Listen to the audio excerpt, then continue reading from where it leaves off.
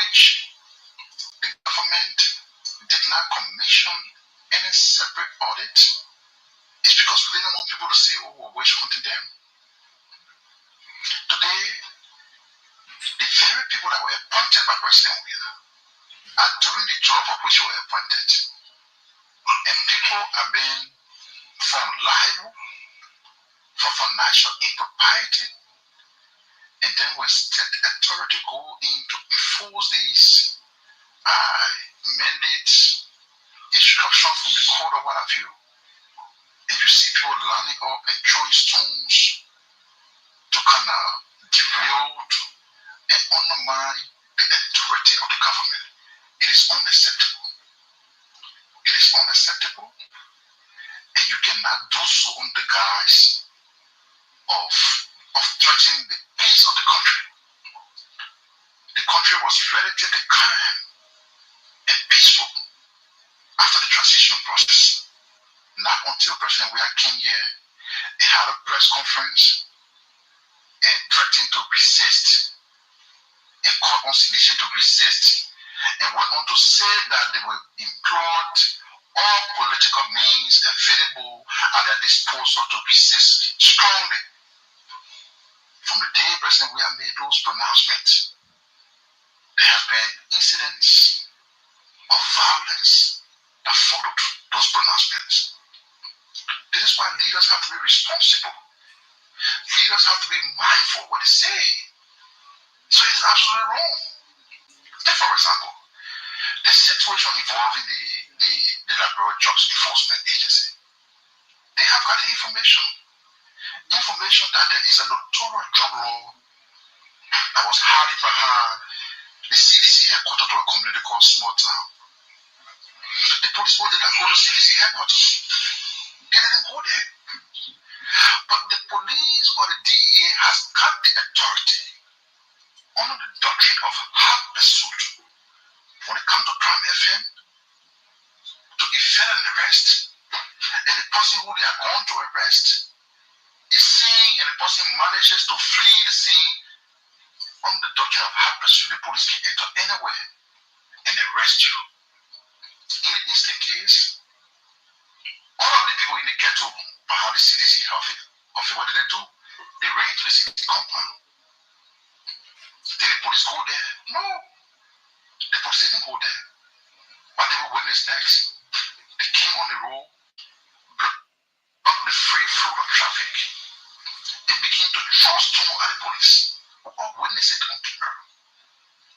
And very disappointingly, the leadership of the CDC is yet to denounce the acts of violence that was perpetrated by their people in their party headquarters against state security. It was a very fruitful meeting, and His Excellency President Walker reassured the ECOWAS delegation headed by the President of ECOWAS of Liberia's commitment to continuing the peace, and specifically also gave the Liberian people their own message and greetings that they are very welcome in consultations as well as reconciliation. He assured the delegation that his government remains committed.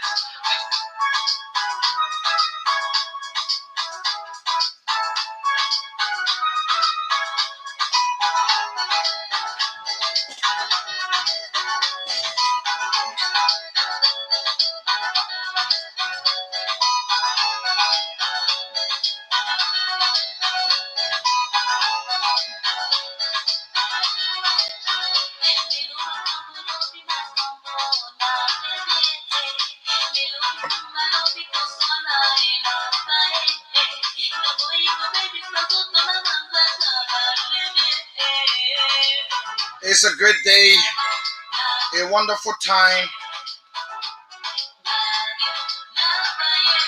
As protocol dictates, and we've come to do the work that we didn't end. It's a wonderful time to be here. And again, it's Inside Liberia on Kia Radio 95.9. With me from the nation's capital, Monrovia, right on the UN Drive. Bringing you programs of information, education, as well as entertainment. It is a wonderful Monday afternoon in the nation's capital.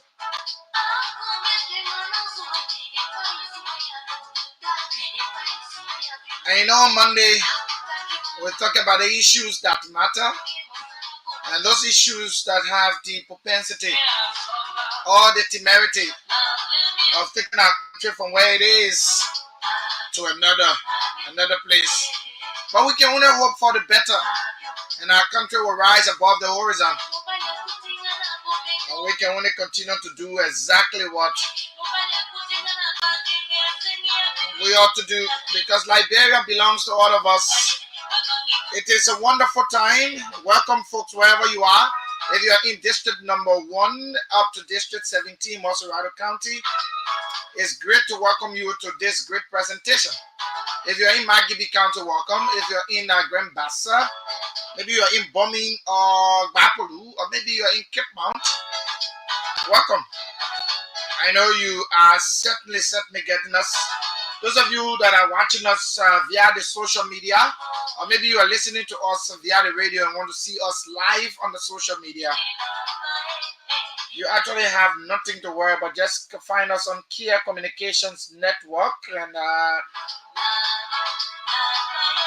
so just find us on Kia Communications Network, and of course just follow us. Once we drop new videos, you will find us. But again, you can follow us on all our social media platforms. That is, you can find us on YouTube, Kia Communications Network, or Kia Network. You can find us on X, formerly Twitter. You can find us on Instagram as well. You can find us by just stepping in Kia Communications Network. And so it is a great time to be here. Those of you coming on to watch, just leave your comments right on our live feed. Of course, we'll have them read up for you. And yeah, let me give you a line of what's going to happen. So my name is Morris Desmond Brown. Of course, I'm going to drive you through this Monday's edition of the program. And shortly we'll go around the world, take bits and pieces of news. And then we come back, we'll talk about the Kia Humanitarian Foundation.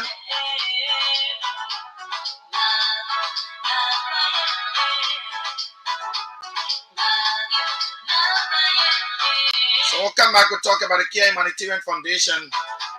And after which, we'll keep you abreast with all of the activities of Kia Humanitarian Foundation. We'll come back to talk about the rolling issues. As you may be aware, the issues happening up Capitol Hill will not be left out. We have to talk about them. They are the pressing issues right now. They are the pressing issues right now happening in the country. Attentions are being drawn right there. And so we will make it our business to give you some details on what has been happening behind the scenes. Some of the meetings that have been held. What are the outcomes? And we'll be telling you whether the speaker will be moved or not. Yeah, we will talk about all of those issues. We are hearing of bribery as well. We're also hearing about a very big corruption scandal at the LRRC. We venture to talk about it. Yeah, so there are too many things to talk about. And of course, we're not going to relent to talk about those issues right here. So yeah, shortly we will definitely go around the world to take bits and pieces of news for you.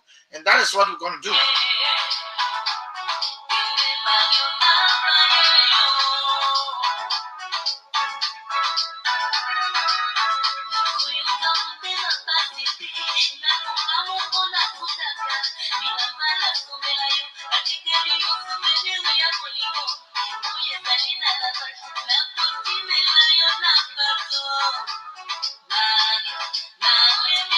So of course, let's go quickly and take one news. Then we'll come back. Yeah, it promises to be fascinating today. Very, very, very interesting conversations are coming up right here. But let's go around the world and get you bits and pieces of news.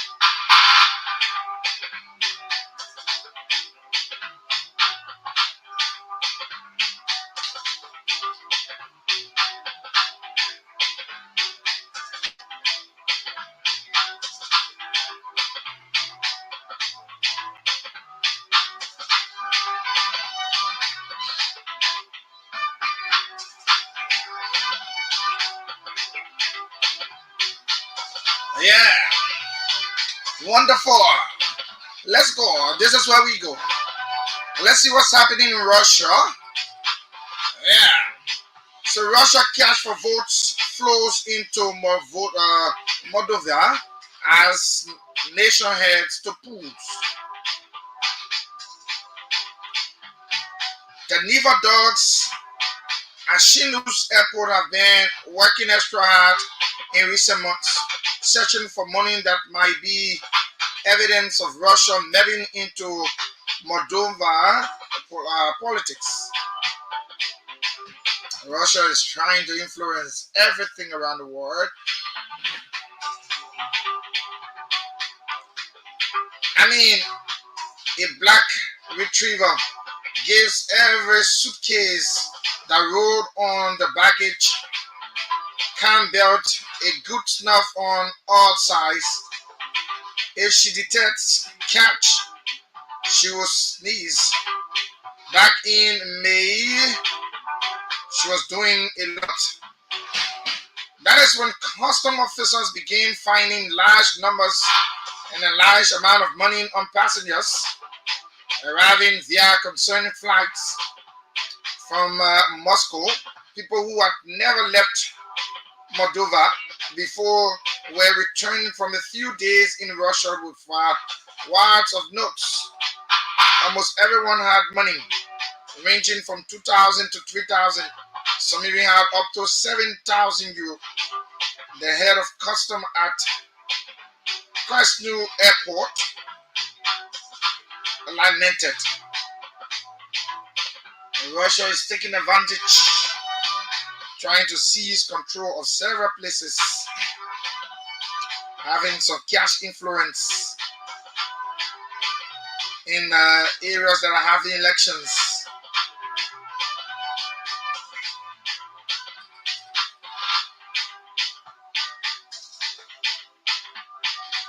Let's look at what's happening in the United States of America. Let's see what's happening in Texas. Multiple died, including a child in Texas helicopter crash. Multiple people, including a child, were killed in a helicopter crash in Houston, Texas on Sunday, local authorities said. So devastating. The helicopter, which was reportedly carrying 4 people, crashed into a radio tower in the city east of the country on Sunday evening, according to the Houston Fire Department. Local media outlets reported large numbers of emergency personnel reporting to the scene. Fire officers said the crash victims were traveling in the helicopter. Their identities have not yet been released.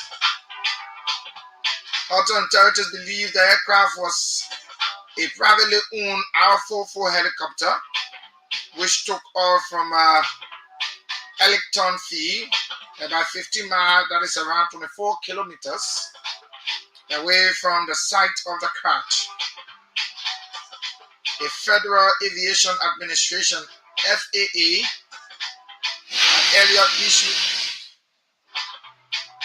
earlier issued a notification saying the tower's lights were not working, according to a local broadcaster.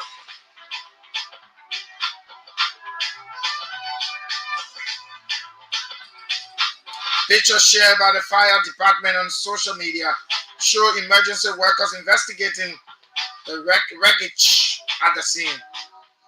In a press conference at the scene of the crash, Police Chief J. North Days said it did not appear that anyone on the ground had been hurt. That's good news. Please share the video.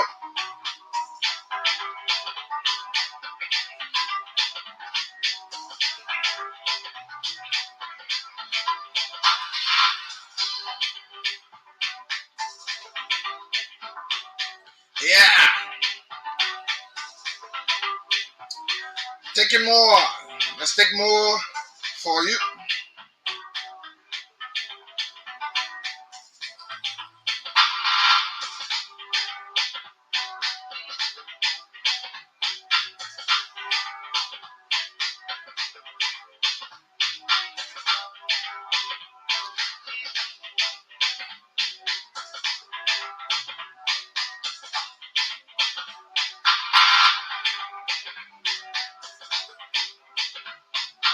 Still looking for the news. Trying to get bit and pieces for you. We'll take one more and come to Africa.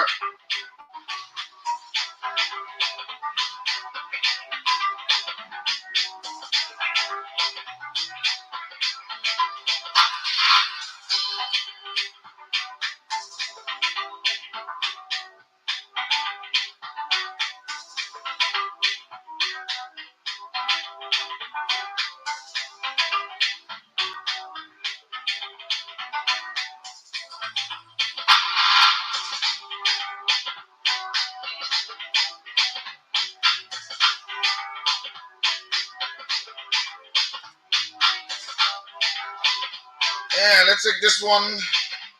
Oh, having some difficulties with the internet. Let's see if we can come to Africa.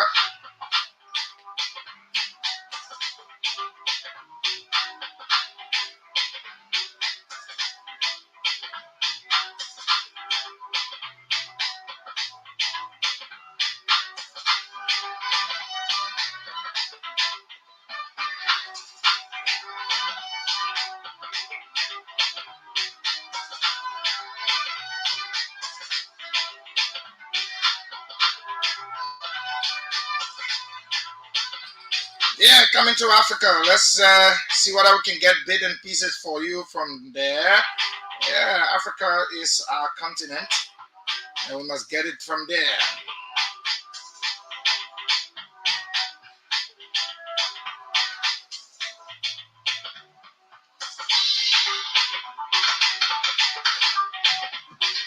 Still looking for it. Don't worry, we'll soon come home. Yeah.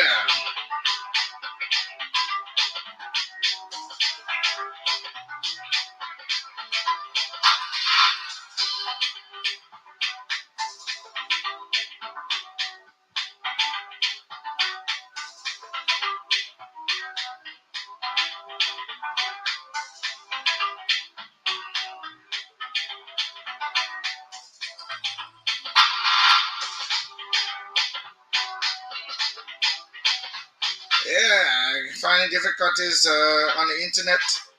Yeah, the internet is terrible. Yeah, we're still trying to find at least one.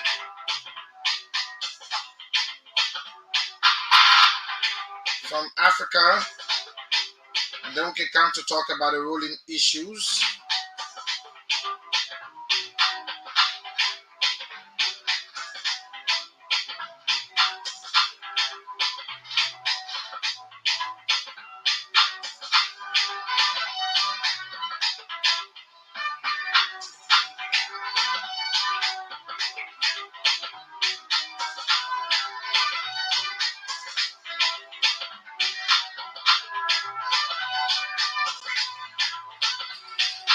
Okay, we cannot find it. The internet is tripping, so we come right back to talk about all of the issues that matter to our country, Liberia.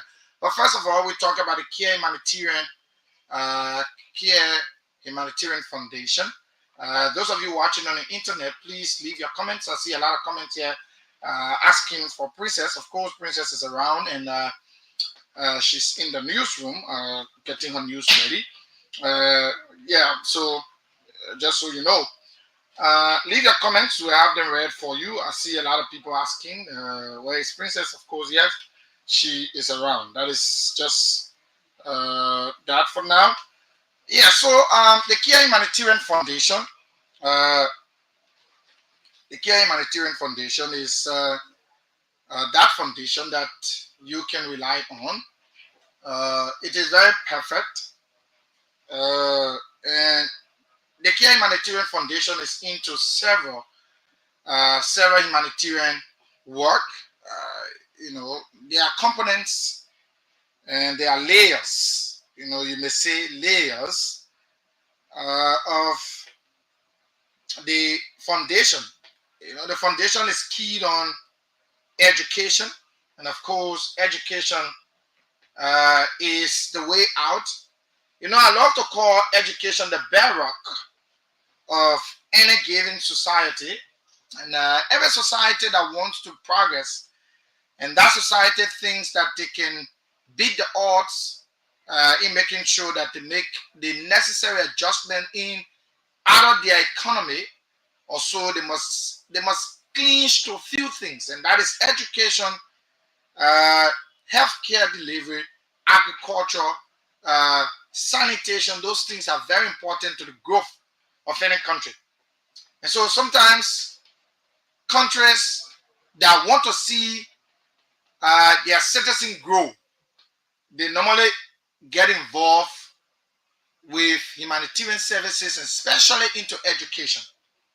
And so we are glad to have the Kia Humanitarian Foundation that is keen on providing humanitarian services in the educational sector.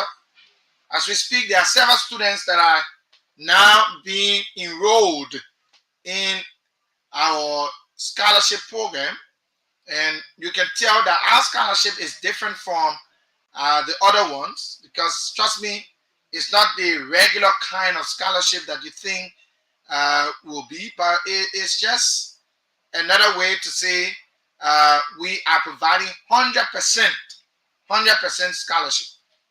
And to say 100% scholarship, it means that you are saying we pay the school fees, we pay the uniform money, the money to buy the uniforms, we buy the bags, we buy the shoes, we buy the socks, and we do a lot of different things. That tells you that it is not just a scholarship by nomenclature. It is not just a scholarship by name, but rather it is a scholarship by deeds. And that is why we are so grateful to our CEO and his wife, Mr. and Mrs. Christopher Kier, for keeping this foundation very strong and impacting the life of ordinary Liberians. We are very, very concerned, and we can only hope and continue to tell them thank you for getting some kids back to school this year. If the organization was financially strong enough, seeing to it that we put vast majority of the Liberian kids in school, that would have been a wonderful thing to do. But again, it is a gradual process, a process that worth commending at this beginning, at this beginner stage. It is a process that worth commending at this embryo stage, the stage at which we can say it is in its renaissance. But we know as time goes by, there will be some changes. There will be some things that will happen even better than what is happening now. Because we are aware of the difficult moments in our country. We're aware that kids are out of school, some are hawking in the street, they are doing street peddling. We know these things. But can we solve all of the problems? No. We cannot solve all of the problems. The Care Humanitarian Foundation is doing everything humanly possible to bring smiles on the faces of Liberians. So our educational fund drive is not the usual. It's not the usual type of fund drive where people, or educational aid, where people only aid the student, pay sometimes first semester, and then the parents go to struggle to pay the second semester. No, ours is different. We pay everything that requires school-going kids. We get to the bottom of everything. That is, we give our all. Buying the shoes, buying the book bags, buying the pen, giving them copybooks, giving them a uniform, buying the socks as well. This is more than just a foundation. It is a family tie that these people are building. And don't ask me who are the beneficiaries. These are people that their CEO and his wife do not know. The president, Mr. George Sibo, do not know these people. I'm not quite sure the team in the United States know these people. No, they don't know them from anywhere. But these are things that are being done by the Care Humanitarian Foundation. Making sure that smiles are placed on the faces of our children. The country is difficult. Nobody should tell you that Liberia is just a walk in the park. No. Liberia is not a walk in the park. There are difficult moments. Can we solve all of the problems? No, we cannot. But I know that the Care Humanitarian Foundation is certainly going to do what they should do to keep in our country, in terms of the humanitarian services. Now, we're not just into education. We are into health as well. So like we told you the other day, a time is coming. And that time that is coming is a time where you will see the NGO or the organization, the foundation becoming very proactive in healthcare delivery. And the reason why they will be very proactive is because there are places in this town, there are places in Maserado that people do not have healthcare system. They do not have the healthcare delivery at their doorstep. What do we intend to do? This foundation intends to take healthcare delivery system to the people. Because if the people say good health is wealth, when you have good health, you are okay to do your 1 or 2 running around. You can go to do your hustle. But if there is no good health, maybe you are sick and you do not have the means of treating yourself. So the foundation is seeking to have what it takes to effectuate some help in the health sector. We're looking at the sanitational aspect, where we can help people in their various communities to clean their communities, to make their communities habitable. That when you walk in the community, you can breathe fresh air. That you can walk in your community, where flooding will not be a problem because the drainages will be clean. People will be able to clean their drainages and have water flowing in those drainages. Again, that is exactly what the organization or the foundation is about. It's not a profit-making foundation. They're not seeking to make profits. They're seeking to provide help for our people. And so we're also looking into the agricultural sector. And like I always told people, if a country must rise, and that country must be good, everything that concerns a country rising from the stage of stagnation, it must come from the agricultural sector. That means people should be more concerned about the agricultural sector. People should be more concerned about the agricultural sector. So that is it. You can only want for a country to rise when the country is doing all she can in the agricultural sector. Because if the country focuses on agriculture as a gain for the country will rise. The country will rise. So again, it is for a good reason that we engage into agriculture. It is a good reason that we engage into agriculture. So the foundation is concerned about the agriculture sector as well. And so maximum use of the soil in Liberia and its fertility, they will be utilized. Because if every country must succeed, that country must rely on agriculture in a bid to reawaken the slumbering economy. If the economy is slumbering, forget it. You need agriculture as a revitalization tool. You need that thing as a stimulus. It stimulates every economy. Agriculture stimulates an economy. And the Care Humanitarian Foundation is not taking agriculture for a play. They are certainly going to make very huge impacts. That is why we encourage all of you to listen on Sunday, 6 o'clock in the evening. The CEO and the team are always here. Mr. Monakishan and the CEO along with Josh, they are here to discuss the issues concerning agriculture, health, education, all the components of the NGO or the foundation. They are all being discussed on Sunday. So you don't have to miss it. 6 o'clock in the evening. You join us. You join us. Let me recognize a few persons that have joined us before we move on. Team Ma Anisi, where is the microphone? General Princess Kamara. We really enjoy her analysis skills. Of course, she's a brilliant young woman. Very, very brilliant. Where is Princess Kamara? All her fans are asking, Mohamed El Jalo say, where is Princess Kamara, the female general? Siafa Monaba Jenekase, I'm following live from King George, Golakonen District, Grand Cape County. Thanks for the presentation. Thank you so much.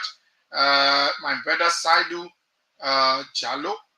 Saidu Jalo said, great job. Thank you so much, Saidu, for always checking on. And so let your comments keep coming. We will read them out for you. Of course, we're going to do that. Yeah, so agriculture stimulates the economy. Yeah, agriculture stimulates the economy, and we think that it is a very good thing for us to get engaged and into agriculture. It is very, very much important. Very, very important. So we all can continue. We all can continue. Yeah, so Musa Flumo says, so please tell us where is Princess Kamara. Please tell us. Okay, I told you Princess is in the newsroom. I'm handling the show alone, so that is it. You just need to know that. So yeah, so agriculture continues to remain a very, very important tool for the foremast of every country. So every country that's supposed to rise, that country must depend on agriculture. So agriculture is not just the lip service we play in every given space, whether in Liberia or in any African or European country. People who think that their country should rise, they do not take agriculture for a play. They do not do agriculture as a lip service. No, they do not. What they do is they create the means in the agriculture sector, and they cultivate so as to give the country some financial revitalization, because if the economy must be stimulated, it must come from the agriculture sector. It can be from the little taxes people pay, people pay a few dollars and stuff, and it doesn't resuscitate an economy. But agriculture is important. That is why we encourage you, let's continue to listen to the conversation with the vision bearer. Yeah, conversation with the vision bearer. That is good. So yeah. So it is always good that we have agriculture as not as a fallback position. We should not make agriculture a fallback position, but let's make agriculture a means of life. Let's make it a livelihood. Let's make it a way of life, so that we can all have the country regain its strength financially. So again, the foundation is here to serve you. In the coming days or the coming weeks, you will see the people responsible will be out there. They will engage your views. Everything that's supposed to happen in terms of announcing where the foundation will go, the next activities will be announced right on this radio. You always need to continue to keep us abreast. So again, we'll always keep you abreast. We'll continue to keep you abreast with everything that's supposed to happen on the side of the foundation. They will be announced here, and you don't know when it will be announced, so you can't afford to miss any moment of it. Yeah, so that is it. So we can move on to some political issues now. Liberia is such a country that sometimes it's difficult to predict where our political future lies. You know, if the country that we all so desire and with so much love, if this country must go where it should, if we should have a country rising above the horizon and keeping our country above other nations in Africa and even in the world, there are some things we should just stop. And Liberians love adventure.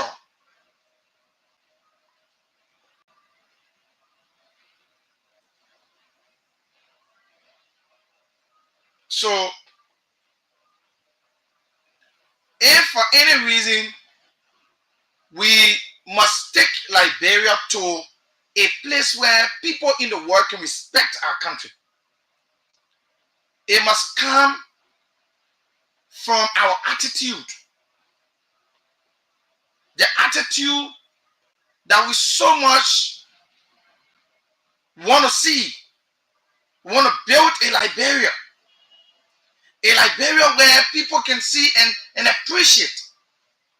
If that Liberia must be built, it cannot be built on the kinds of things we do, the crab mentality. And because we have the crab mentality of this country, certain people believe that it should just be in their line for them to be at the hymn. Others should not grow. It is not it. And that is why Liberia is where it is. Because we continue to do one thing over and over and again, and we are having the same results, but we keep doing the same old thing. How do we intend to keep the country moving if we continue to do the old things, the same old ways, and we expect that the results will change? You know, giving from our history and the way our country has transcended from years back, from the Ellens regimes up to the George Weah's regime, up to the current regime, the Joseph Newman Boakar's regime, you can deduce that every government wants to replicate the past. Every government seeing the replication of the past is what that endows the country. No, that is a wrong concept. A concept that should not be embraced. A concept that should not be embraced. A concept that should not be embraced today, it should not be embraced tomorrow. Ready? Please call George for me. Call me, George. So let me take a very quick break. I'll be right back. Let me take a quick break. I'll be right back.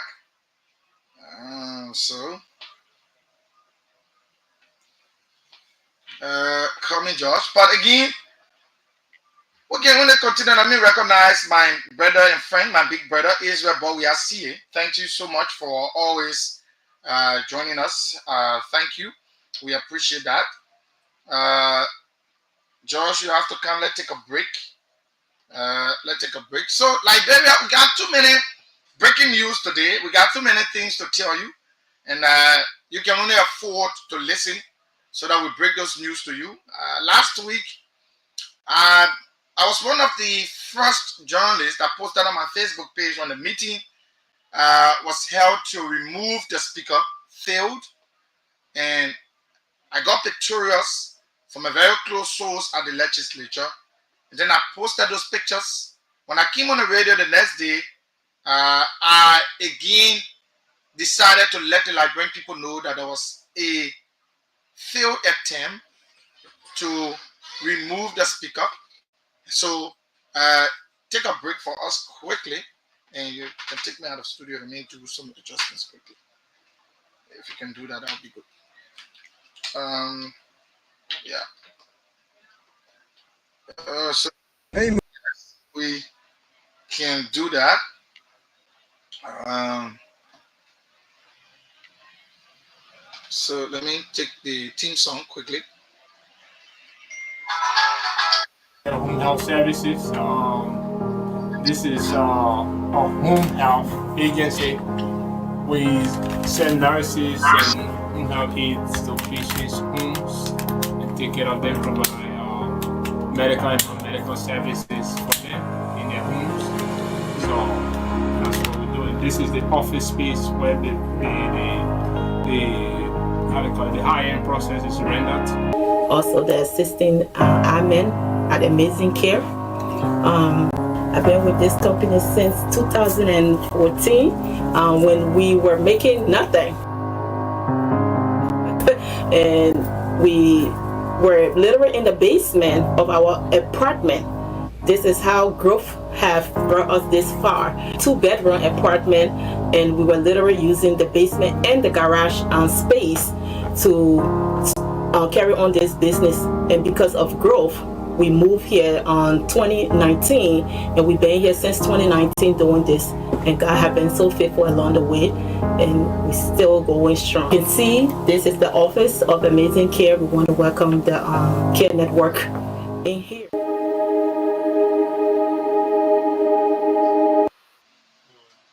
This is Amazing Care Home Health Services. This is a home health agency. We send nurses and home health aides to patients' homes and take care of them, provide medical and non-medical services for them in their homes. So that's what we're doing. This is the office space where the how do you call it, the high-end process is rendered. Also the assisting admin at Amazing Care. I've been with this company since 2014 when we were making nothing. And we were... Okay, welcome back. Welcome back. We're sorry we needed to take that break to do a little breathe in, breathe out. Yeah, so again, when I posted last week about the attempt to remove the speaker, my issue is not actually with the removal of the speaker, because like I said from my intro, I think governments, they've always tried, and I think their best bet is to always ousted the speaker. And I don't know for what reason that would play it out, but I think it is a wrong approach. The wrong approach to always wanting to say a particular speaker should not be, because that happened to Senator Tyler now. Senator Tyler was removed. Senator Snow was removed. And all of these people were removed from their seat as speaker. You know, why am I bringing them as a case study? If we continue to do the same thing and expect the same results or expect different results, the country will not move forward. Now, there are a few things about the plot to remove the speaker, and I'm going to be very blunt.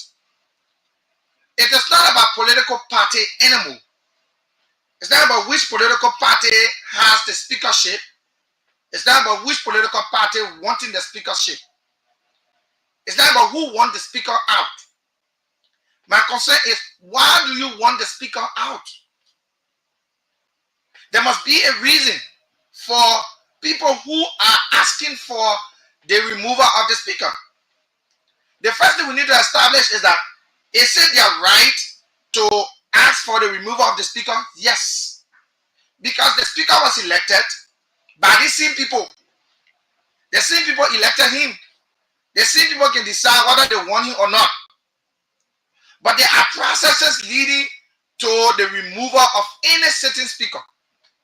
Because the speaker is not just an ordinary representative. Once the person wins as a speaker, he sits as the number 3 person in the country. That is the third most powerful seat in the country. So if you wanted to remove a speaker, which I think it is your right, but it must be done in accordance with law. You know, our legal jurisprudence gave us something called due process. And how does due process work? Due process in common sense means if Desmond is being accused of a particular thing, Desmond must have a time to sit and answer to the questions of those that have accused him.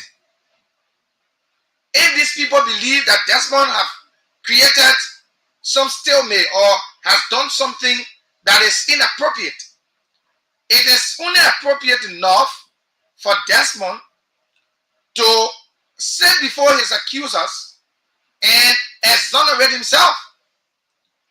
But those accusing me cannot be sitting in the back and want them. I mean, they be sitting somewhere else and wanted to run a decision without giving me due process. So every time a legal process proceeding is defaulted, and once there is a default in the legal process, the first thing they check for is due process. When the person is not given due process, they could request a due process before that case can be looked into. Because the right for someone to be heard, hear the man out, let this man explain why he did certain things that he did. And from what we are hearing, it may not be facts, but we are hearing that the speaker is being asked out because he has announced that he is in for an audit of the legislature. And if that is true, it is something to go back. I'm saying it is not evident to prove that it is the reason why they want the speaker out. But we'll read you the resolution that the majority bloc, as they call themselves, wanting the speaker to move. We'll read you the resolution. Why we read you the resolution is because we want you to know why it said that they want the speaker out. In their resolution, they will tell us, the Liberian people, why they actually want the speaker removed. So we'll go to search for the resolution so that we can get it. And once we get the resolution, of course, we will definitely read them for you. Those comes in the resolution. We'll read them. So let's see whether we can get it. Let's see whether we can get it. Okay, yeah. We're trying to get it for you. It's not in the paper form, so normally we cannot find it the way we want to find it. But we find it anyway. We will have to. Yeah, so we will find it. We'll find the resolution.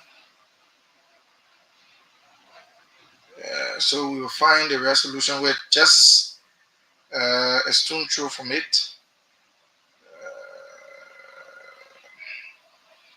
We are trying to find the resolution. Those calling for the speaker's removal. We are trying to get it. It is very important for us to read you verbatim. We read you word for word on some of the counts that they have. Then we can talk about it because it's important. When we know what they want the speaker out for, we can definitely get to the bottom. But let's see if we can find it on this side. Let's check whether we can find it on the other side. Let's see whether we can check it from the other side. The network is really terrible. Really bad.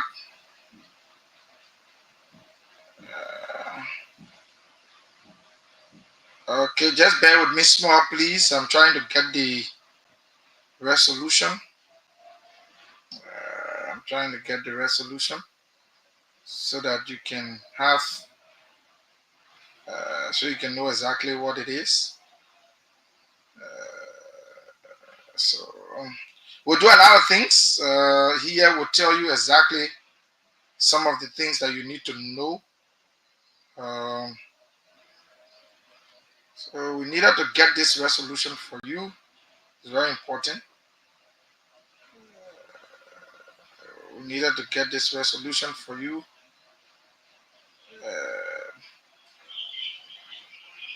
We need to get this resolution for you. Or we can be talking other things while we're trying to do it. The internet is actually the internet is not doing us justice at all. But we get the resolution for you. But here is it. If in some of the counts they made mention of the speaker appointing committees without the acquiescence of some of them, you know, like one of the representatives I heard, he said the reason why he is calling for the removal of the speaker is because the speaker did not appoint him on the health committee. And if people have all of these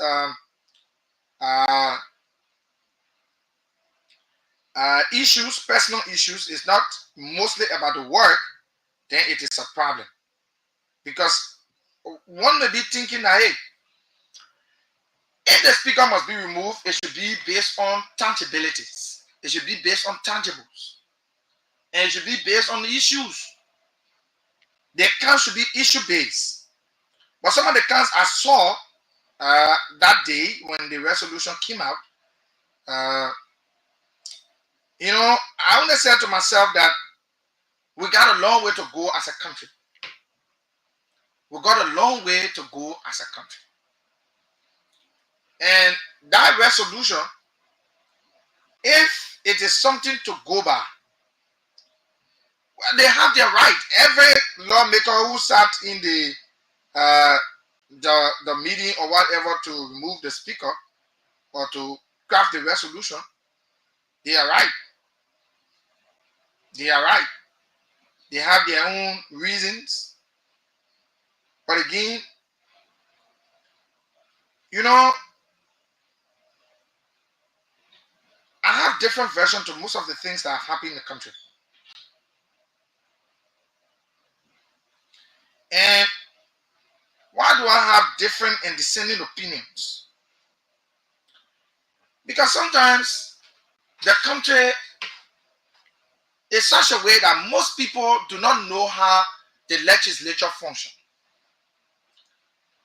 You know, the first condemnation is that should we be talking about the removal of the speaker? How important is the removal of the speaker to the survival or the survivability of the Liberian people? How is it that the speaker is storing anything in this country? Is it the speaker that caused the roads to be where it is today? Is it the speaker that caused our budget spending? Is it the speaker that caused the road condition in the country to be so terrible and not pliable? So one would think that the lawmakers would rather rethink their decisions about, I don't care who they want as speaker. I'm not a man to Fonati. I'm not a Buddhi to Fonati. I do not know him in person, but I think that he should have been given due process. The first mistake that the lawmakers who want Fonati out did not do justice is that they did not accord due process to Fonati. Because if the speaker would be given due process, the first thing they should have done, meet as a team, get their team members, craft their resolution, take the resolution to the section. And once it's placed on the floor, that resolution is debated, is being talked about. You give the speaker the chance to read the counts to him. Once it's placed on the floor, because there is no way I'll go to section and the speaker will refuse to put that particular thing on the agenda. Because it will even be a threat for him not to put it on the agenda because it is a sensitive issue and he himself will want to clear his path. He will want to exonerate himself. So he will want to have the time to sit before his accusers. So I thought that the resolution will be crafted, and then after it's taken to plenary, and during section time, the deliberation can start. But to see few persons went somewhere, and to remove the speaker, you do not need to go outside the legislature to remove a speaker, because you must have a section. In the section, the votes will be taken, not outside the section. No, it's not possible. So the removal of a speaker is systematic, it's systemic. It must be done in chronological order. It cannot be done randomly. So you cannot take one section, go somewhere, and call a few of your colleagues, and because they are like minds, they believe that they understand you and you can understand them, you can sit somewhere and craft a resolution and decide to remove the speaker. It is not wrong to craft the resolution, but it is wrong to discuss the moving of the speaker. That is, to take the votes that you're supposed to take to remove the speaker cannot be done outside section. And that thing, people need to know it. You cannot remove a speaker outside of regular section. You cannot remove a speaker like that. So I will come to the point where I will discuss all of the sides in this particular saga. The CDC own negligence on its side, the Unity Party own negligence, and the independent lawmakers negligence, and everyone. I will just discuss them by segment. But I want to give you a broader spectrum of why this whole thing in my mind didn't work, because the planners did not plan properly. And some of the names that we are hearing of people who properly plan this particular thing and the funds, I mean, it's shocking that I'm hearing some things, and that's what I'm going to unveil to you. We are hearing that the money that was spent to allegedly bribe the lawmakers to remove the speaker was taken from state covers. It was taken from, allegedly taken from the Liberia Water and Sewer Corporation and the transport, the transport ministry. If these claims are true, then our country is in trouble. If these claims are actually authenticated, if they can be verified, then our country is in serious trouble. Nobody can tell me that the removal of the speaker is national development. No, it is not. It can be. It will never be national development. The only reason why these monies from those entities should be withdrawn is if it is for national development. If it is not for national development, I don't think the monies should be withdrawn. But again, it is still being alleged. That is why we must go beyond this case, not to just see it as just removing the speaker, but what are the issues, the nitty-gritty? What are the things that accompany the removal of the speaker? Because there are several bribery allegations that we are hearing. There are several allegations of bribery and everything, are being said about people, and all other lawmakers are reporting their money to LACC. That's why we are hearing. If people are reporting their monies to LACC about bribery, that they were being bribed to put their signature on documents for them, I will have them separate and I'll discuss them.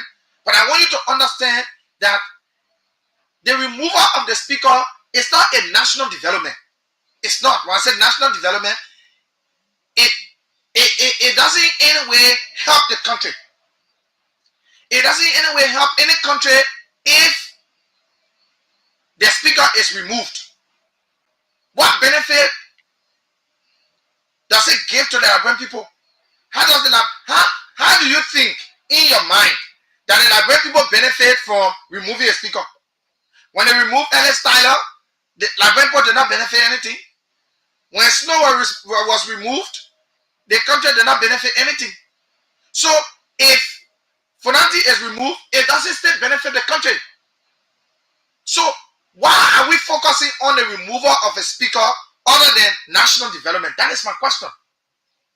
That is where the bottleneck of everything we are saying, that is exactly where it centers around. It centers around whether the Liberian people will benefit from the removal of the speaker. Is the removal of the speaker better?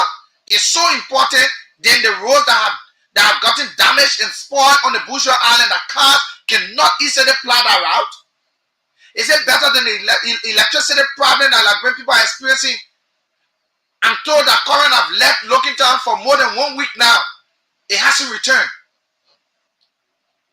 How do the people in Lockington benefit from the removal of the speaker?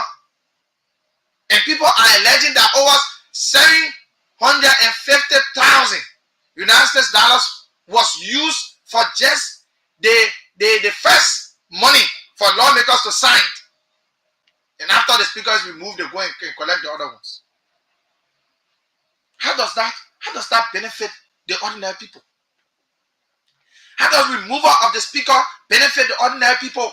How does it benefit the woman who cannot send her children to school because no school fees? Public schools are overwhelmed. They do not have sitting capacities. How in this world does the removal of the speaker help to put food on the table of a family that do not have a meal a day? They do not have the means of even finding just breakfast. How does it change the course? How does it change the course? So the removal of the speaker should not be an issue that the whole country should stand still. And the reason why I'm even discussing the removal of the speaker is because it should not be on the agenda for now. The country is in poverty. The people in the country are living beyond destitution. But the only thing we can hear about is the removal of the speaker. Anytime we hear speakers are being removed, the next thing is that there are bribery allegations. There are allegations of bribery that are always accompanied by these removals. So if you think our country can survive with the removal of speaker, every time you want to remove speaker, you want to put another person, Liberia is just such a country that sometimes you just can't, understand. Removing a speaker should be a priority? No, it should not be. Now, let me read you a few things quickly.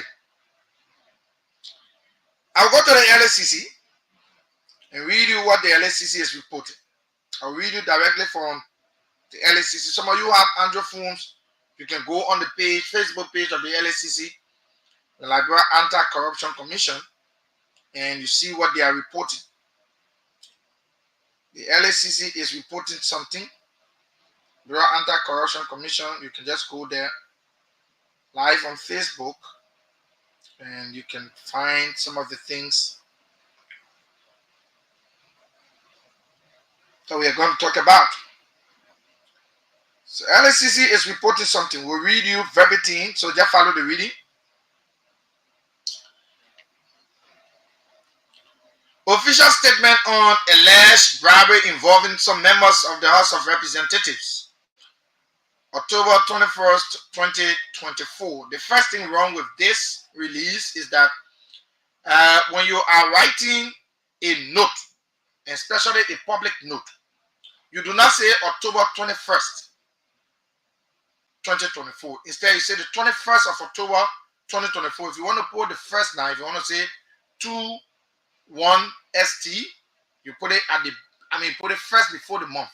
But if you say you put in the month before the number will go with 21. So it should be October 21, 2024. But let's move on. The Liberia Anti-Corruption Commission, the LSCC, has been made aware of several allegations regarding the involvement of certain members of the House of Representatives in an act of bribery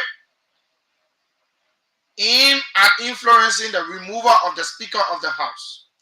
The LSCC is also made aware of sources of funding in the total amount of over US 750,000 United States dollars, which was allegedly made available to the lawmakers through the accounts of the Ministry of Transport and the Liberia Water and Sewer Corporation LWSC respectively. We wish to address these concerns publicly and transparently. 1. Acknowledgement of allegations. The LACC has received complaints from several stakeholders calling for the investigation into these allegations. These allegations, if proven true, represent a grave threat to the integrity of Liberia, legislative processes, and the principle of democratic governance. Bribery and corruption in any form undermine the public confidence in elected institutions and disrupt the rule of law. 2. Launch of a formal investigation. The LACC is committed to upholding its mandate to investigate the conduct of any person, irrespective of status or office, if the conduct of the person constitutes acts of corruption.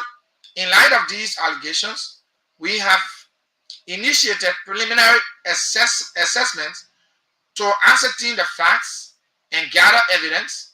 This investigation will be carried out in collaboration with relevant institutions, including the Ministry of Justice, MOJ, the Financial Intelligence Unit, FIA, the Financial Intelligence Agency, and other integrated bodies where necessary. 3. Commitment to fairness and impartiality. We wish to assure the public that our investigation will be conducted with utmost fairness and impartiality. We will seek to ensure that the parties involved are afforded due process and that no premature conclusions are drawn. Our goal is to establish the facts based on evidence, and we will not hesitate to take the necessary actions if wrongful doing is uncovered. 4. Zero tolerance for corruption. As an institution dedicated to the fight against corruption, we emphasize that bribery in any form is illegal and unacceptable. Any individual, regardless of their position or status, found to have participated in corrupt practices will be held accountable to the full extent of the law. Call for cooperation and public patience. We call upon all representatives, public officials, and individuals who may have informed us or have information relevant to this investigation to fully cooperate with our inquiries. We also urge the public and the media to express patience as we carry out our duties. Speculations and premature judgments could jeopardize the integrity of our investigation. 6. Upholding institutional integrity. The LACC remains steadfast in its mission to uphold transparency, accountability, and the rule of law. These allegations, if sustained, should signal a breadth of the trust placed in elected representatives by the people of Liberia. It is our duty to ensure that the trust is restored by holding those responsible accountable. Serving conclusion. In closing, we reiterate our commitment to protecting the integrity of Liberia's institutions.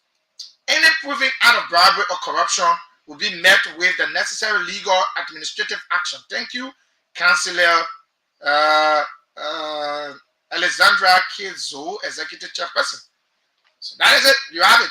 The LACC say they have had information that the money that was used to allegedly bribe lawmakers to remove the speaker was allegedly, again, I will continue to use the word allegedly because even the LACC that is investigating is using the word allegedly because they do not have facts. But here is what I need to say. If it is true, if it is established that the Liberia Water and Sewer Corporation management allow for this kind of money to be withdrawn from their account to facilitate the removal of a speaker. I don't care who the speaker is, but to just facilitate the removal of the speaker when water pipes in this town are being damaged, there are destruction of water supply, there is a clear sense that you can know that water is not moving to certain part of the country, especially in Monserrato, and the LWSC is allegedly withdrawing money from its covers to facilitate a criminal attempt to remove the speaker, because if people are being allegedly bribed to remove the speaker, it's criminal in nature. If the people are convinced and convicted that in their mind the speaker should be removed, they don't need to be given stimulus. They don't need to be giving, they don't need to be bribed before they do what they're supposed to do. Somebody should not influence their decision. So if their decision is being influenced financially, it is a problem. And that problem must be looked at. And that is why we call on the LACC as they release this preliminary statement showing the public that they will do all they can to go to the bottom of this, because it can just be the Liberia Water and Sewer Corporation allegedly withdrawing money to support the removal of a speaker. It cannot just be the Transport Ministry allegedly getting involved with supplying money to remove a speaker. It is wrong. If these two entities are found to have a hand in the removal of the speaker by giving money for bribery purpose, for purpose of bribery to remove a speaker, it is tantamount to their removal or their dismissal as ministers. And to remove them as a minister, the one who is a minister, the other one who is a director, be removed. Because, trust me, this is a bad precedent. When the government is crying that she doesn't have money to do a lot of things. The government do not have money to see our kids go back to school. Just a few days ago, we're reporting that a particular government school have been thrown out because they cannot pay their rent. But we are allegedly taking $750,000 US dollars. That is, have crossed $500,000. But we are taking that kind of money to remove a speaker. How does it impact the children in sectors that cannot find seat to sit and copy their notes in government schools? How does it impact the children in Golakone district who cannot find seat to sit while their lessons are ongoing? And we're here fighting to remove a speaker allegedly taking money for state covers. If the government, that is why I'm using allegedly, if the government are supposed to be fighting corruption is allegedly involved into corrupt act, then it is a problem. It is a problem. So I want to deal with the government first and come to individual lawmakers and deal with them from either from their parties or from their independent standpoint. We cannot be influencing processes, and this casts a very dark cloud over the legislature.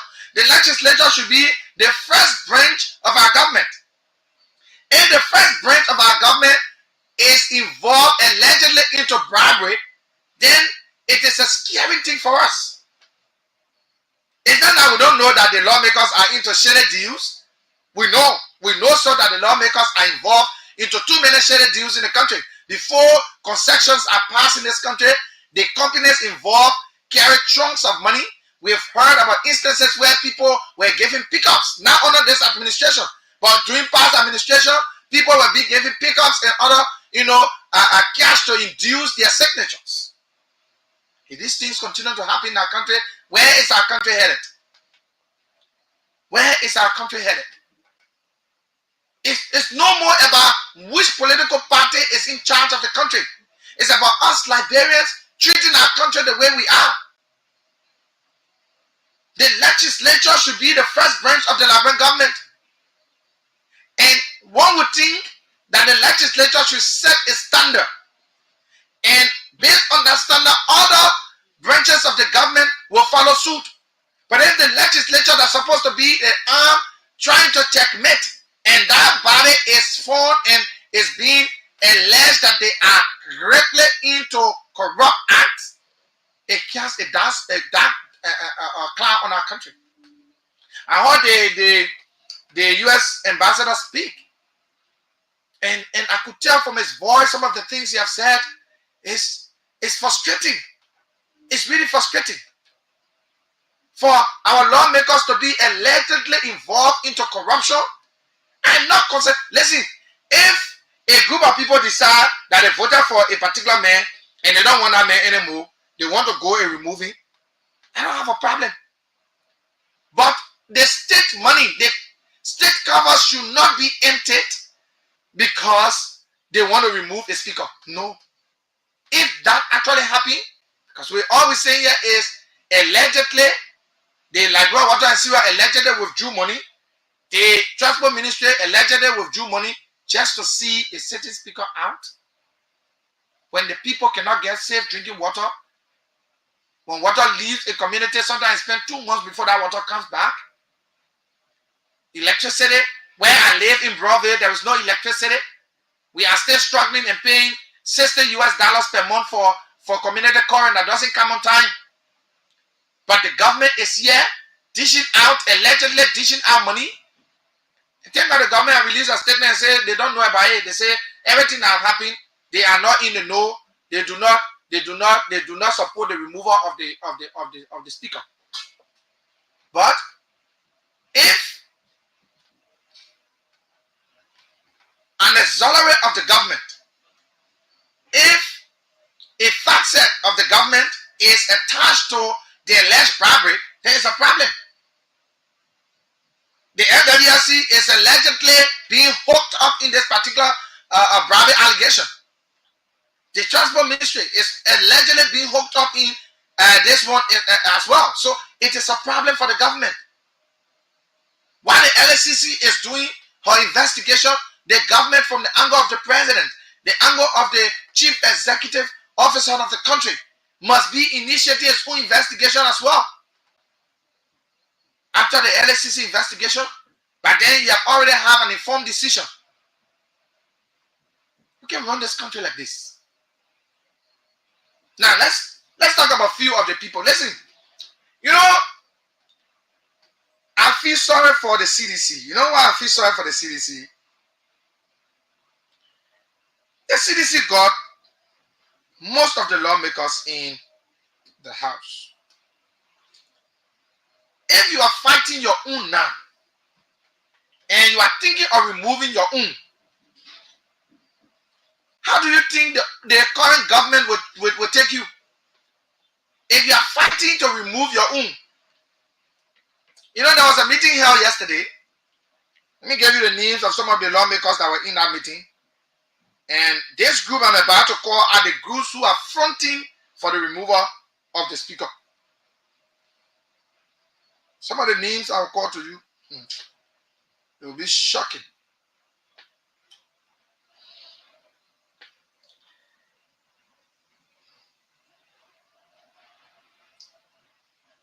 So, number one, we have the National Democratic Coalition, NDC, lawmaker.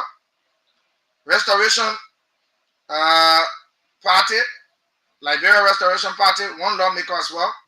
Liberia National Union, LENU, one lawmaker. All Liberia Party, ALP, one lawmaker. Movement for Progressive Change, one lawmaker. Vision for Liberia Transformation, vote, one lawmaker. Independent lawmakers. Independent lawmakers make up 19, and so on, so forth. So let me see. Let me go to the real thing. So the lawmakers yesterday, they met, few of them, and they were between 38 to 40 that met yesterday, and they are the ones seeking the removal of the speaker. A total lawmaker that were present at that meeting was 38. And let me give you their names. Bomi County lawmaker from the Unity Party, Obadiah Vani, district number 1 in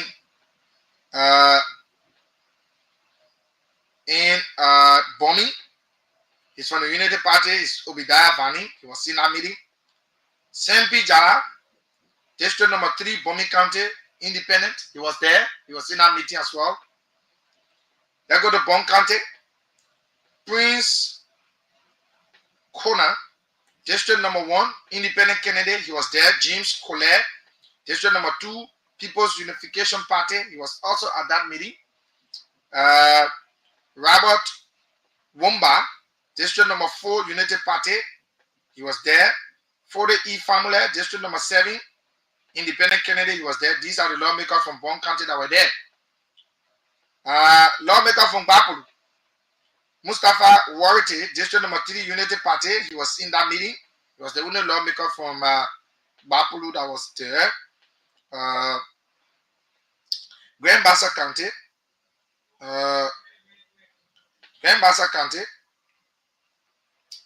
Asset Bani, District number 1, Movement for Progressive Change was there.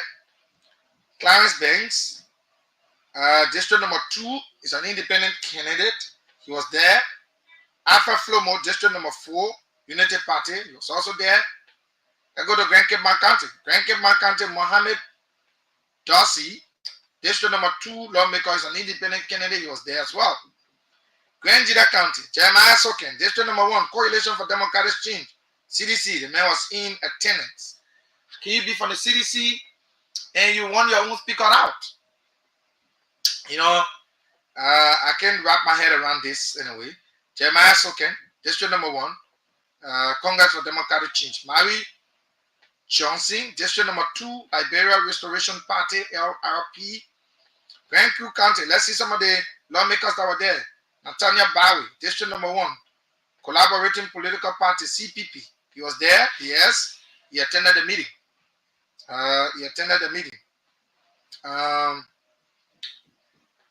Lofa County, Julie FatimaWie, Coalition for Democratic Change, CDC, she was there. Yes, she attended the meeting. Siafa Poto, District number 3, Coalition for Democratic Change, the same Lofa County, he was there as well. Won the speaker out. Gizzy Collins, District number 4, United Party, yeah, he was there as well. Magibi County, Ava Jones, District number 2, Coalition for Democratic Change. But later on, he wrote something. He said he withdrew. I will read you what he wrote. Ava Jones, Congress, Coalition for Democratic Change. Emmanuel District number 4, Coalition for Democratic Change in Magibi. Clarence Gard, District number 5, Coalition for Democratic Change. Maryland County, Nathaniel F. Williams, Collaborating Political Party, Austin Taylor, District number 3, Independent. Maserado County, let's see all the Maserado senators that were there. Sekou Kane, District number 2, United Party, he was there. Michael Thompson, District number 4, Independent.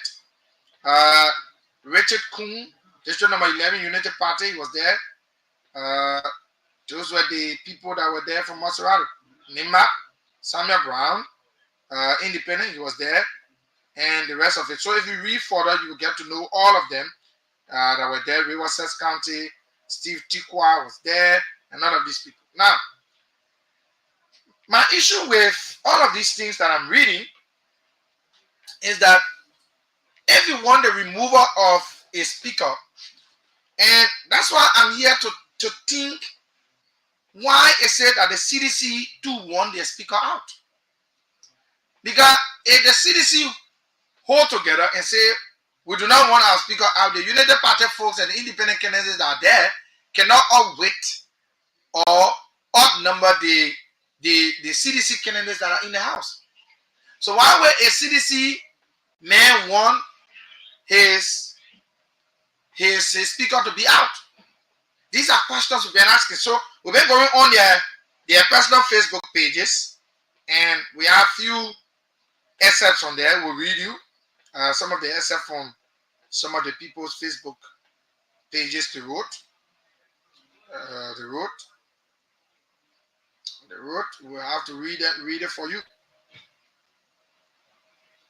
Yeah, so Honorable Samuel Enos wrote, I'm very surprised and disappointed that the executive will not prioritize accounting for 16 million of budget spending, budget alteration, unity party in the community project board finding money to remove a speaker. I am not a part.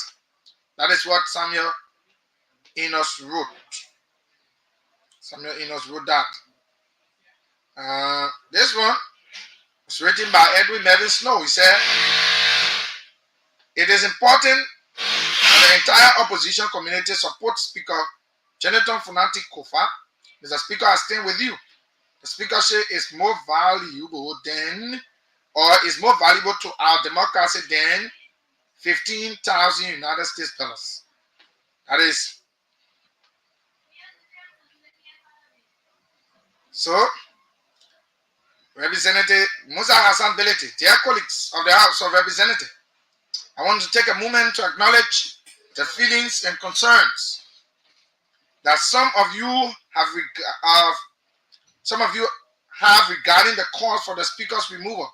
It is completely understandable that this situation is challenging for many of us. You have the right to express your wishes, as you are the ones who elected him, and I respect that.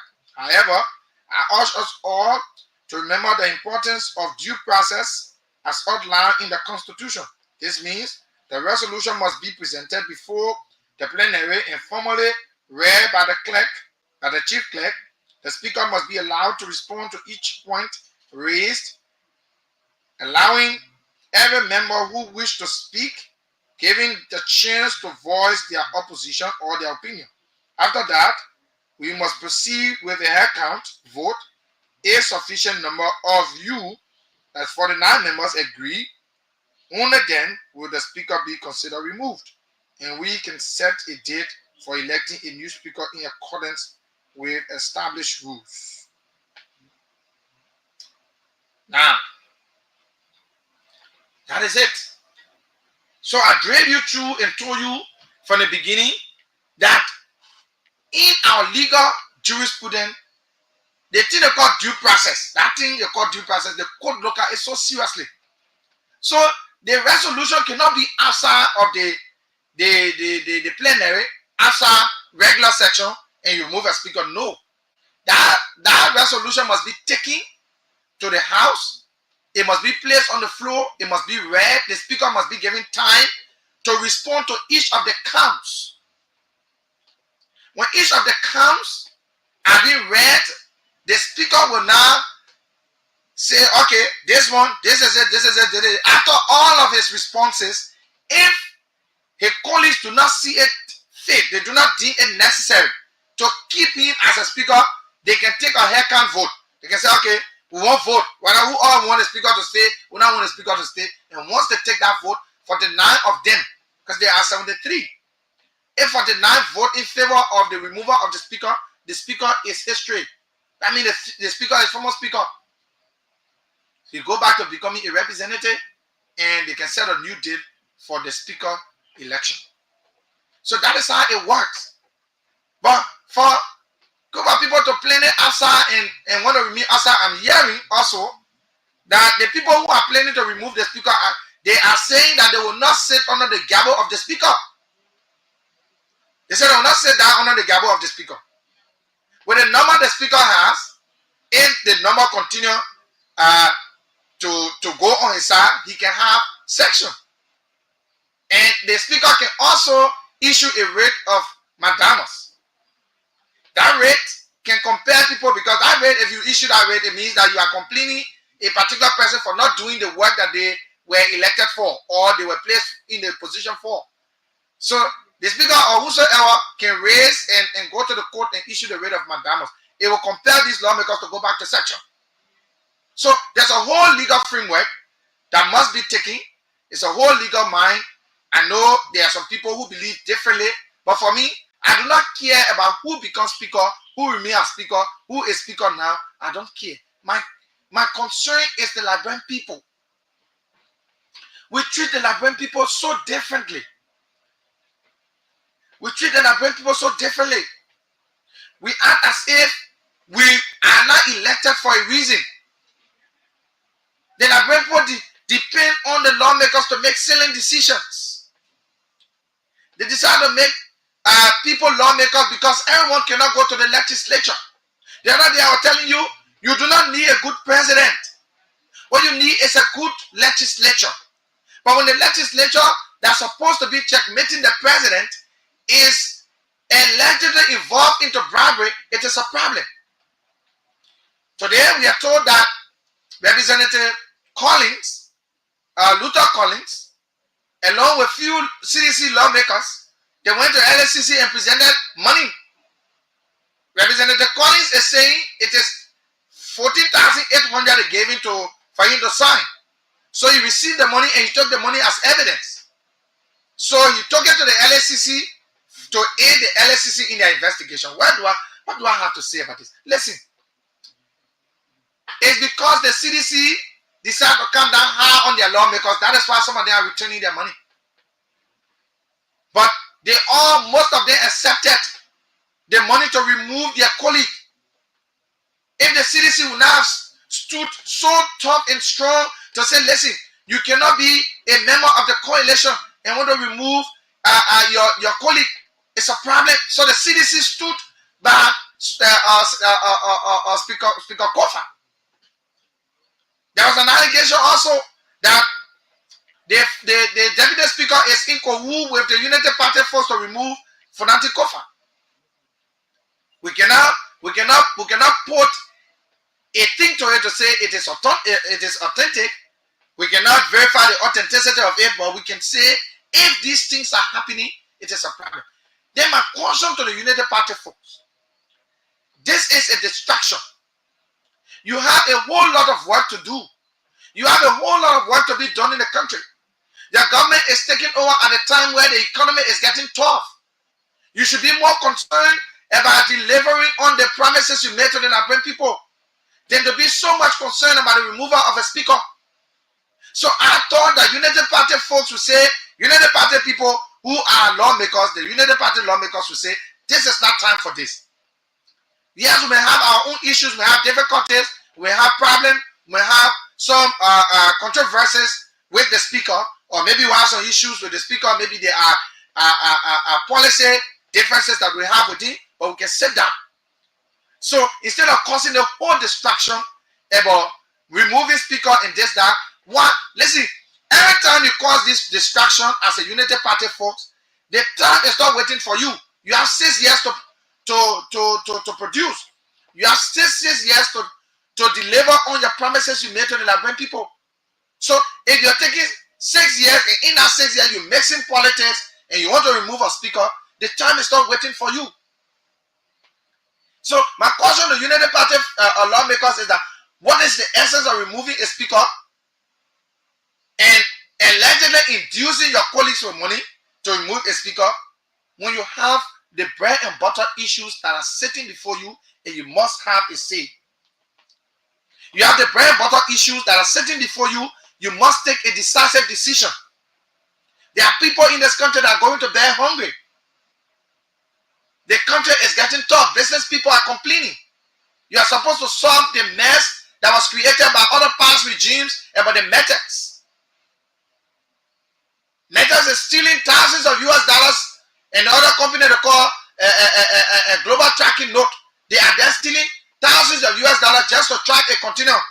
For no reason, they are eating that money, and at the end of the day, the actual price of all of the things that people pay for, the business people pay for, comes back to the Liberian people, the consumers. You got this mess to fix.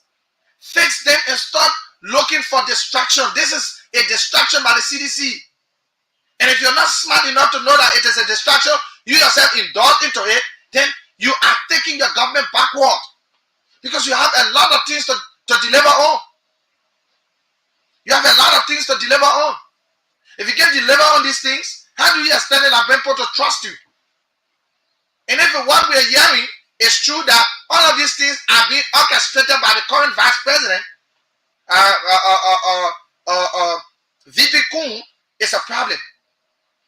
I will say, if what we are hearing, that it is being allegedly, orchestrated by the vice president, it is not a good thing.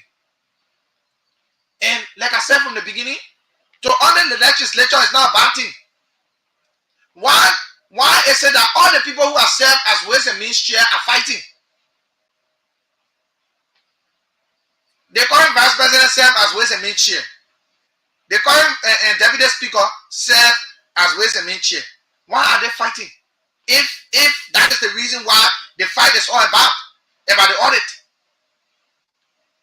The legislature must be audited, because you know why? If the legislature is audited, it gives a ground for other branches of the government to be fully audited. They say ones who come with equity must come with what? Clean. So if you are asking and fronting for audit, you yourself should be audited already.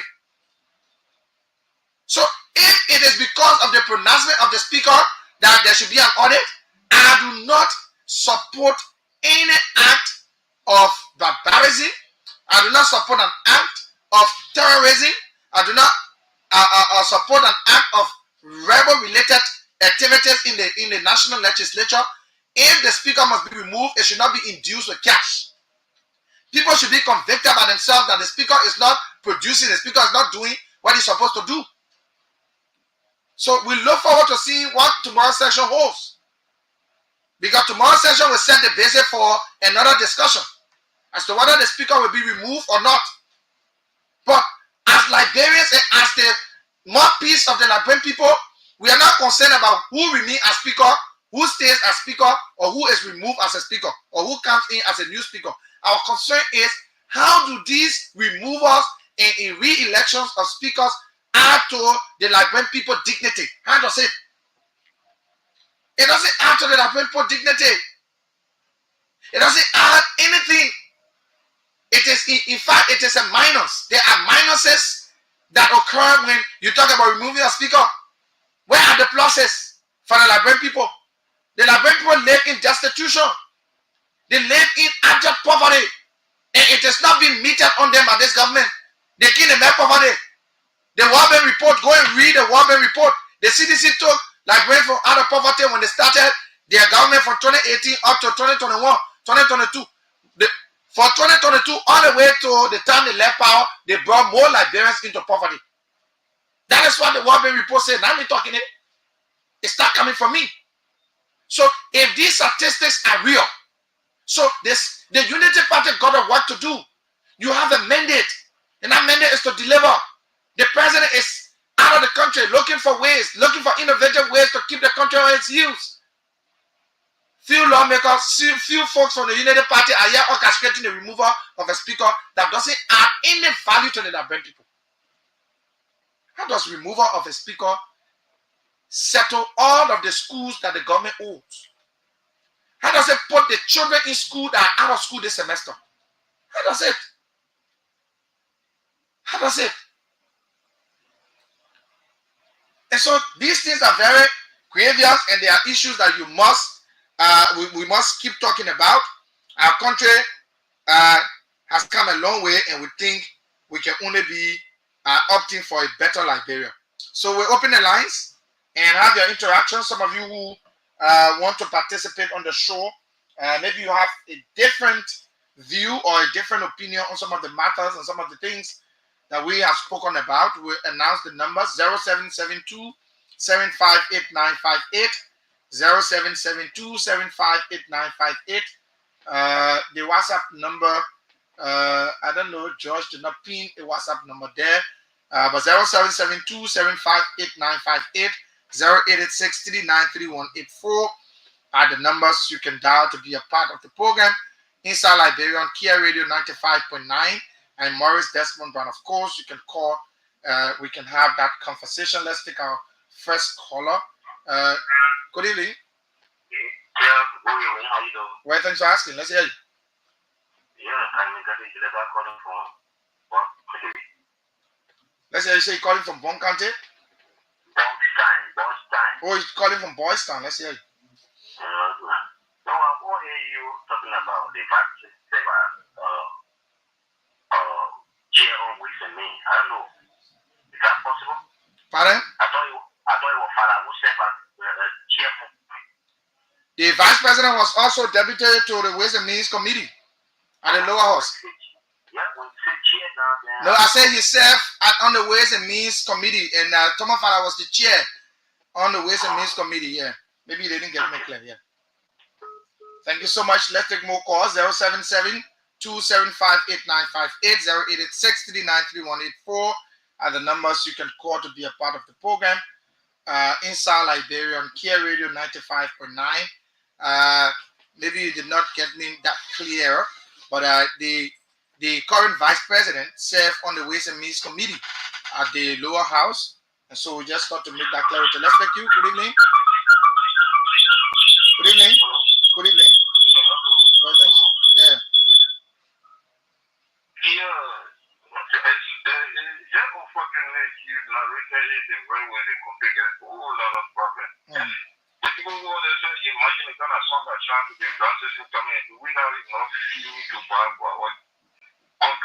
Generator to supply what they have to not be working and people taking all their money to be private. So I don't know who's doing it, but it's just unfortunate. Okay. I hope the government, I hope the president itself get involved and look at it strongly and all the stakeholders, senior stakeholders, let us, because if I want to accuse it or anything or accuse the government or anything at this point in time, it will not help. It will not help. But the idea is let's point out what is wrong is wrong. We got all the problem already, and we think about different things over there for no reason. And you, as you said, it would be suspicious. If those who doing it, they are doing it particularly to shut the speaker off for the other things they did, then the Bureau of Government support. Thank you. Okay. All right. Thank you so much. You can have your say as well. 0772-758958 or 086-393184 are the numbers you can call to be a part of the program. Inside Liberia on Kia Radio 95.9, we're looking at the alleged bribery at the legislature to remove the speaker. We're looking at some of the intricacies.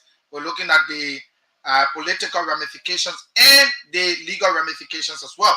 So we can only talk about these things based on an evidence that we have that we can adduce. The LSCC is also reporting that they have had complaints that the money in question that was allegedly dished out to lawmakers is allegedly coming from two entities of government, from the Liberia Water and Sewer Corporation and the Transport Ministry. If these claims are true, what they are investigating, we need to call on the president to immediately take action and have these officials questioned. Our country is going backward. When even civil servants' salaries are being, it was slashed by the CDC administration. This government have now replaced the money that was slashed, but people are being taken, they've been taken advantage of, and the money that is in state covers for development is being allegedly used to remove speakers. I mean, this is so troubling. It can be business as usual, not because in the during the Ellen Johnson regime or during the Unity Party regime under Ellen Johnson Sirleaf, speakers were removed, so it should happen. And one of the things the CDC stood, even though there were attempts to remove Buffer Chima as well. The same thing happened. There were attempts, several attempts, at least about 2 or 3 attempts that I know of, that were staged, and at the end of the day, it still did not happen. Let it be the scene. If these people are convinced that the current speaker is not serving them the way they want, they have their way out. It's not to take state money allegedly and start to give it to them to induce them to remove their own problem that they think they created. If Speaker Kofa is the problem, you elected him. The people of Green Crew elected him as representative. You increase his status from just representative to speaker. So if you have issues, you should not be induced with money before you can take the action you're supposed to take. You should wait for state money first before you take action. No, it should not work that way. So we all just need to continue to pray for Liberia. Let's continue to think that Liberia cannot go back to dark days. 0772758958. 0772758958. We are gradually coming to the end of the program. 0772758958. 0886-393184 are the numbers you can call to be a part of the program. Inside Liberia on Kia Radio 95.9. And we are right here on the UN Drive in Central Monrovia. Of course, we're talking about the alleged robbery at the legislature and how we can all work in making sure that our country does not slip down the terrible past. You know, our country cannot slip. We must continue to keep track of everything that will happen. Our country is far lacking behind in terms of development for us to continue to do that. Let's take you. Good evening. Okay, this person left the line. 0772-758958. 0886-393184 are the numbers you can call to be a part of the program. Inside Liberia on Kia Radio 95.9. At exactly 5 minutes to 6 o'clock, we will end today's broadcast to be back tomorrow with another wonderful presentation. And we await tomorrow's section. Tomorrow's section will lay the basic on whether the speaker will be removed or not. But I think if the guys who want the speaker out can properly structure themselves, go to the legislature, put their issue on the floor, and once it enters plenary and they are able to raise the issue and take votes, and they have the number, because they must have 49 person. They can't get less than that. They get 48, they can remove the speaker. They must have 49 persons to remove the speaker. So if they have, the house is a place of number. That number gain, that place, and as of yesterday, the number of the people wanting to remove the speaker started to decline. So I'm not saying whether they are right or wrong to remove the speaker. My issue is, if they should remove their own speaker, state money should not be used, as we are hearing. If state monies were used allegedly to induce them to remove their own speaker that they created, there is a problem. Then it is a problem. 0772-758958. 0772-758958. 0886-393184 are the numbers you can call to be a part of the program inside Liberia on Kia Radio 95.9. So again, we are gradually coming to the end. Tomorrow is another great presentation. It promises to be great. Thanks to all of you for watching. Thanks for your comments. Those of you who watched on the social media and share the video as well. Thanks so much. We'll continue to keep you in our prayers. Continue to listen to Kia Radio 95.9, all of our programs and our entertainment shows, our programs, our radio programs, the talk shows. Continue to listen. We have great messages for you. And you may not know which show that announcement that could change your life, that could help you find something in society to do will come from. So you ought to listen to all of the shows. Yeah, you ought to listen to all of the shows, and we encourage you to do so. Thanks to all of our friends who have done everything humanly possible to keep track of us. Until then, we'll leave you with this message from Amazing Kia, and they are a proud sponsor of the program inside Liberia Kia Radio. So again, we can only hope for the better. Until then, we'll love you in the peace of the country. Bye-bye. This is a home health agency. We send nurses and home health aides to patients' homes and take care of them, provide medical and non-medical services for them in their homes. So that's what we're doing. This is the office space where the high-end process is rendered. Also, the assisting admin at Amazing Care. I've been with this company since 2014 when we were making nothing. And we were literally in the basement of our apartment. This is how growth have brought us this far. 2-bedroom apartment, and we were literally using the basement and the garage space to carry on this business. And because of growth, we moved here on 2019, and we've been here since 2019 doing this. and God have been so faithful along the way, and we still going strong. You can see this is the office of Amazing Care. We want to welcome the Care Network in here.